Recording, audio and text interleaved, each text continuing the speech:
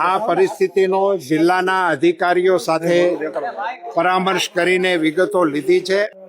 Diesel માટે જરૂરિયાતમંદ સેવાઓની અનુકૂળતામાં ક્યાંય વ્યવધાન ના આવે એટલા માટે કાલે એક કિસ્સો મારા ધ્યાનમાં એવો પણ આવ્યો હતો કે બહારથી આવેલા મુસાફરો એ ડીઝલના અભાવે અટકી પડ્યા હતા.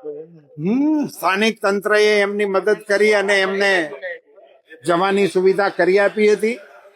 રાજ્ય સરકાર સાથે આ વિષયોનો સતત પરામર્શ કરીને લોકોને ઓછામાં ઓછી હાડમારી પડે એ માટેના પ્રયત્નો કરી રહ્યા છીએ.